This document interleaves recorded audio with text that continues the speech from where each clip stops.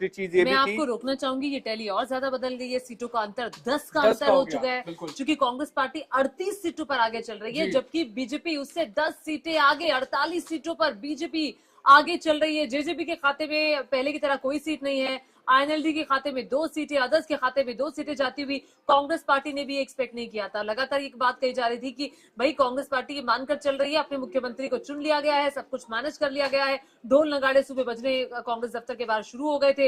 हरियाणा में रोहतक में हुड्डा साहब के घर के बाहर काफी ज्यादा भीड़ थी, मीडिया का पूरा जमावड़ा। अभी सब कुछ शांत होता हुआ, अभी इंतजार किया जा रहा है, इंतजार इस बात का कि आखिर ये जो तीसरे राउंड की गिनती चल रही है ये थोड़ी सी और आगे बढ़े, और उम्मीद इस बात की अभी भी कांग्रेस से लगा रही है कि इस टैली में बदलाव होगा।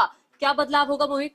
देखिए इस टैली में अभी फिलहाल बड़ी खबर आ रही है, जुलाना से विनेश फोगाट पीछे हो गई है।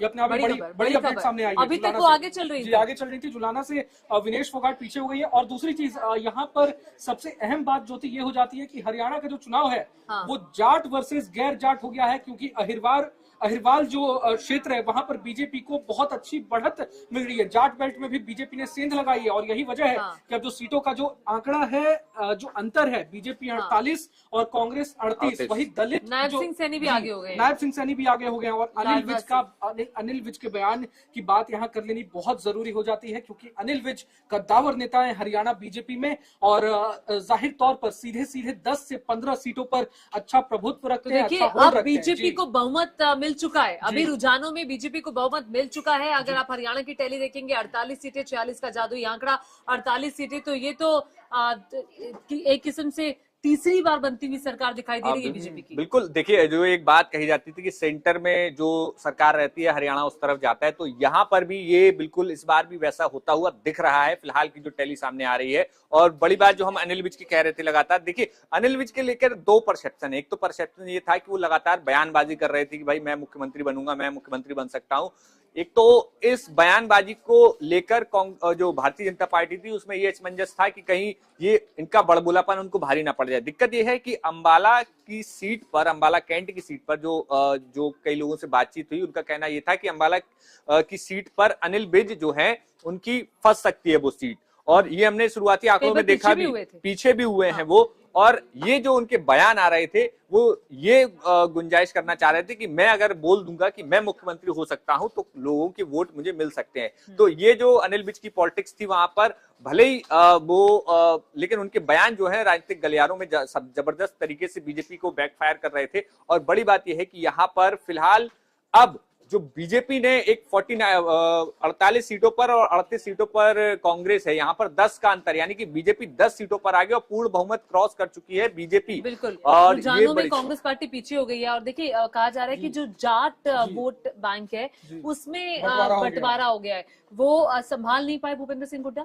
ज्योति, कहीं ना कहीं यहाँ बीजेपी की स्ट्रैटेजी, जैसा कि हम पहले भी जिक्र कर रहे थे, जेजेपी के साथ जो अलायंस तोड़ा था, हालांकि जेजेपी ने जो अपने वोट थे उसको वो सीटों में तब्दील नहीं कर पाए, लेकिन काट दिए। लेकिन आपको याद होगा 2020 में चिराग पासवान बिहार में जेडीयू के कितने वोट उन्होंने काटे थे, कितनी सीटों का नुकसान हो गया था।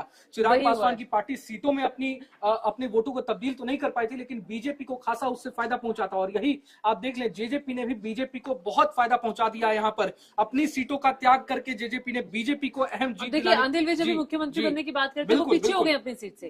अनिल विज अपनी सीट से पीछे हो गए हैं, बीच में आगे हो गए थे, पहले पीछे थे, हाँ कई राउंड बाकी है। लेकिन अनिल विज की हम जिक्र कर रहे थे कि अच्छा, वो कह रहे हैं कि अगर मुझे मुख्यमंत्री बनाया जाएगा तो मैं बन जाऊंगा। हाँ, उनको लग रहा था, क्योंकि देखिए ये समीकरण वही बता रहे हैं कि उन्हें भी पता था कि उनकी सीट बहुत कांटे की फंसी हुई है। जैसी स्थिति में अब वो कितना नाराज होके अंबाला में अब घर से बाहर नहीं निकले थे, गोलगप्पे खाने चले जाते हैं। मेन बात ज्योति यहाँ ये भी है कि अनिल विज के रास्ते में, सीएम बनने के रास्ते में कहीं ना कहीं एज फैक्टर है, एज बैरियर है। कांग्रेस में ऐसा नहीं है, भूपेंद्र हुड्डा 77 साल के हैं, लेकिन कांग्रेस में ऐसा कोई एज बैरियर नहीं होता है, मगर बीजेपी में एज अहम फैक्टर है। अगर अगले 2029 तक आते आते अनिल विज 75 साल को क्रॉस कर जाएंगे तो उनकी पूछ कहीं ना कहीं कम हो जाएगी। इस वजह से उनको इस बार हाथ पांव ज्यादा मार रहे हैं, ताकि इस बार कहीं ना कहीं सीएम की कुर्सी पर वो 11 सीटें पीछे हो गई रुझानों में, बीजेपी से 11 सीटें हाँ, कांग्रेस 37 सीटों पर और जबकि बीजेपी 11 सीट आगे, आम 48 आदमी सीटों पार्टी पर का भी आगे खाता चल खुल रही गया है। है। आम आदमी पार्टी का दो बिल्कुल सीटों 2 पर आम सीटों आदमी पार्टी आगे। जी। 2 सीटों पर और बीएसपी का भी खाता खुलता हुआ जी। हरियाणा में 1 सीट पर, जी,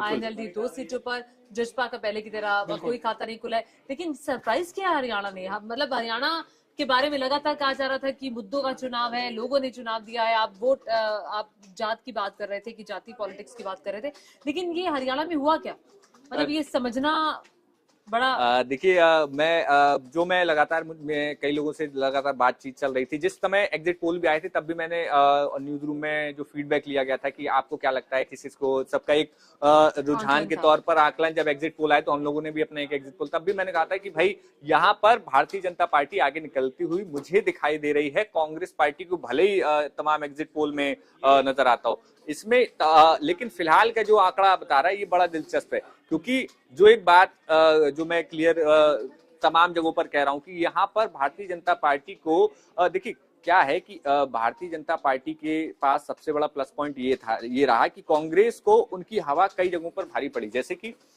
कई जगहों पर बयान आए कि हुड्डा की सरकार आ जाएगी या कांग्रेस की सरकार आ जाएगी तो नौकरी जो है वो लगनी है, पक्की है।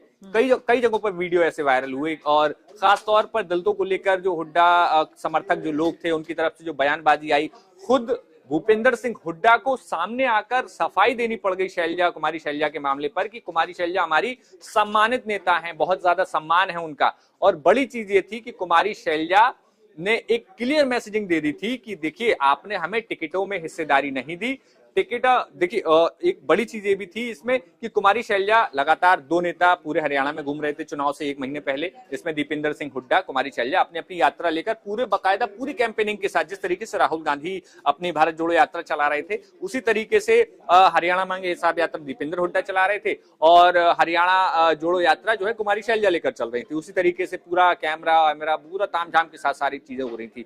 लेकिन और वो ये मैं आपको रोक रही हूँ, ये अंतर 15 सीटों का अंतर हो गया है, 15 सीटों का अंतर है, ये बीजेपी सरप्राइज 50 है। सीटों पर, कांग्रेस पार्टी 35 सीटों पर, और ये सरप्राइज है। ये कैसे हुआ, क्यों हुआ, इसके पीछे कौन से फैक्टर हैं, इस पर चर्चा होगी। और जबकि हरियाणा का जो चुनाव है, और जो नवीन भी हमारे साथ आ गए, मैं कहती हूँ मैं चाहती हूँ नवीन आप आ जाएं क्योंकि आपका अभी आना बहुत महत्वपूर्ण है। ये हुआ क्या दरअसल हरियाणा में? ये जादू है, जादू। क्या अनिल विज सीएम बन पाएंगे? नायब सिंह सैनी महज 700 वोटों से आगे चल रहे हैं, सीट पद सकते हैं। सारी सीटों पे मैंने अभी देखा है, जिन सीटों पर आप बता रहे हैं पहले राउंड की वोटिंग इलेक्शन कमीशन के मुताबिक अभी तक कंप्लीट हुई है, जिसके अंदर 400 और 300 वोटों से बीजेपी कैंडिडेट आगे हैं। ठीक है, अभी अंतर बहुत कम का है। अभी ये जो कम हो रही है सीटों पर?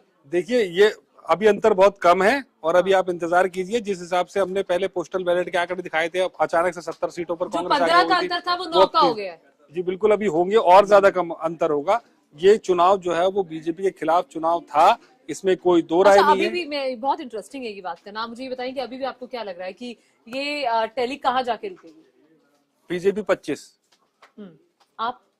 मुझे लगता है बीजेपी जरूर सरप्राइज करेगी इस बार।